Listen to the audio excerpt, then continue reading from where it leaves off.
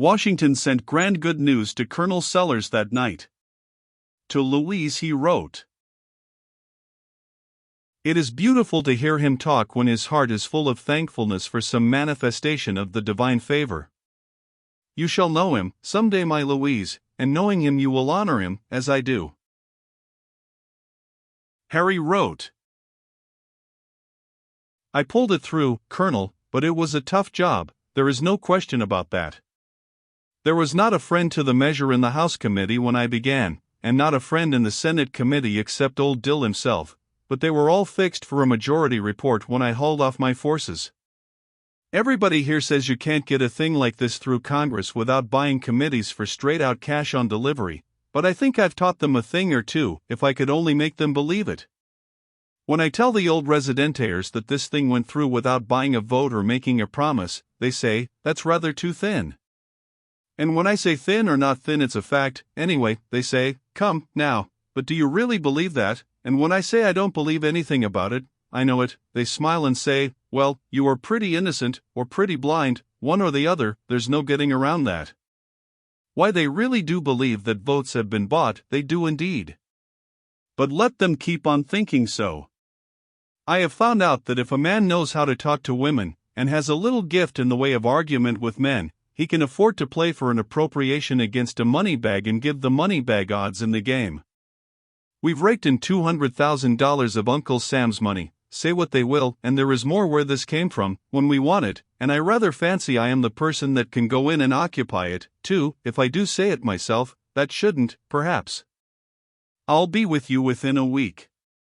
Scare up all the men you can, and put them to work at once. When I get there I propose to make things hum." P229.jpg, 22K. The great news lifted Sellers into the clouds. He went to work on the instant. He flew hither and thither making contracts, engaging men, and steeping his soul in the ecstasies of business. He was the happiest man in Missouri. And Louise was the happiest woman, for presently came a letter from Washington which said, "Rejoice with me, for the long agony is over. We have waited patiently and faithfully all these years, and now at last the reward is at hand. A man is to pay our family $40,000 for the Tennessee land. It is but a little sum compared to what we could get by waiting, but I do so long to see the day when I can call you my own, that I have said to myself, better take this and enjoy life in a humble way than wear out our best days in this miserable separation. Besides, I can put this money into operations here that will increase it 100-fold, yes, 1,000-fold, in a few months. The air is full of such chances, and I know our family would consent in a moment that I should put in their shares with mine. Without a doubt we shall be worth $500,000 in a year from this time. I put it at the very lowest figure, because it is always best to be on the safe side. $500,000 at the very lowest calculation, and then your father will give his consent and we can marry at last. Oh, that will be a glorious day. Tell our friends the good news, I want all to share it." And she did tell her father and mother, but they said, let it be kept still for the present. The careful father also told her to write Washington and warn him not to speculate with the money, but to wait a little and advise with one or two wise old heads. She did this. And she managed to keep the good news to herself, though it would seem that the most careless observer might have seen by her springing step and her radiant countenance that some fine piece of good fortune had descended upon her. Harry joined the colonel at Stone's Landing, and that dead place sprang into sudden life. A swarm of men were hard at work, and the dull air was filled with the cheery music of labor. Harry had been constituted engineer-in-general, and he threw the full strength of his powers into his work. He moved among his hirelings like a king. Authority seemed to invest him with a new splendor. Colonel Sellers, as general superintendent of a great public enterprise, was all that a mere human being could be, and more. These two grandees went at their imposing improvement with the air of men who had been charged with the work of altering the foundations of the globe. They turned their first attention to straightening the river just above the landing, where it made a deep bend, and where the maps and plans showed that the process of straightening would not only shorten distance but increase the fall.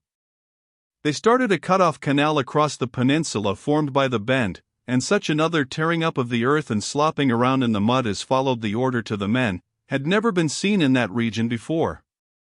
There was such a panic among the turtles that at the end of 6 hours there was not one to be found within 3 miles of Stone's Landing.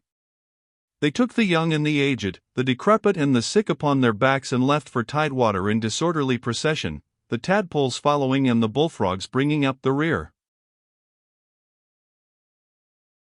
P231.jpg, 31K. Saturday night came, but the men were obliged to wait, because the appropriation had not come. Harry said he had written to hurry up the money and it would be along presently. So the work continued, on Monday. Stone's Landing was making quite a stir in the vicinity, by this time. Sellers threw a lot or two on the market, as a feeler, and they sold well. He reclothed his family, laid in a good stock of provisions, and still had money left.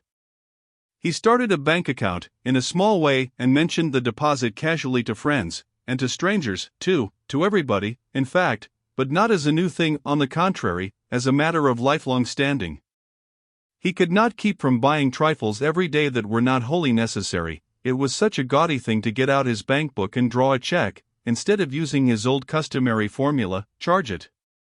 Harry sold a lot or two, also, and had a dinner party or two at Hawkeye and a general good time with the money. Both men held on pretty strenuously for the coming big prices, however. At the end of a month things were looking bad. Harry had besieged the New York headquarters of the Columbus River Slackwater Navigation Company with demands, then commands, and finally appeals, but to no purpose. The appropriation did not come, the letters were not even answered. The workmen were clamorous, now. The Colonel and Harry retired to consult. "What's to be done?" said the Colonel. "Hanged if I know." "Company say anything?" "Not a word." "You telegraphed yesterday?" "Yes, and the day before, too." "No answer?" "None, confound them." Then there was a long pause. Finally both spoke at once. "I've got it." "I've got it." "What's yours?" said Harry. "Give the boys 30-day orders on the company for the back pay." "That's it, that's my own idea to a dot." But then. "Yes, I know," said the Colonel, "I know they can't wait for the orders to go to New York and be cashed, but what's the reason they can't get them discounted in Hawkeye?" "Of course they can. That solves the difficulty. Everybody knows the appropriation's been made and the company's perfectly good." So the orders were given and the men appeased, though they grumbled a little at first. The orders went well enough for groceries and such things at a fair discount, and the work danced along gaily for a time. 2 or 3 purchasers put up frame houses at the landing and moved in, and of course a far-sighted but easygoing journeyman printer wandered along and started the Napoleon Weekly Telegraph and Literary Repository, a paper with a Latin motto from the Unabridged Dictionary, and plenty of fat conversational tales and double-leaded poetry, all for $2 a year, strictly in advance. Of course the merchants forwarded the orders at once to New York and never heard of them again. At the end of some weeks Harry's orders were a drug in the market, nobody would take them at any discount whatever. The second month closed with a riot. Sellers was absent at the time, and Harry began an active absence himself with the mob at his heels. But being on horseback, he had the advantage. He did not tarry in Hawkeye, but went on, thus missing several appointments with creditors. He was far on his flight eastward, and well out of danger when the next morning dawned. He telegraphed the colonel to go down and quiet the laborers. He was bound east for money, everything would be right in a week. Tell the men so, tell them to rely on him and not be afraid. P232.jpg, 70K. Sellers found the mob quiet enough when he reached the landing. They had gutted the navigation office, then piled the beautiful engraved stockbooks and things in the middle of the floor and enjoyed the bonfire while it lasted. They had a liking for the colonel, but still they had some idea of hanging him, as a sort of makeshift that might answer, after a fashion, in place of more satisfactory game. P234.jpg, 42K. But they made the mistake of waiting to hear what he had to say first. Within 15 minutes his tongue had done its work and they were all rich men. He gave every one of them a lot in the suburbs of the city of Stone's Landing, within 1.5 miles of the future post office and railway station, and they promised to resume work as soon as Harry got east and started the money along. Now things were blooming and pleasant again, but the men had no money, and nothing to live on. The colonel divided with them the money he still had in bank, an act which had nothing surprising about it because he was generally ready to divide whatever he had with anybody that wanted it, and it was owing to this very trait that his family spent their days in poverty and at times were pinched with famine. When the men's minds had cooled and Sellers was gone, they hated themselves for letting him beguile them with fine speeches, but it was too late. Now they agreed to hang him another time, such time as Providence should appoint.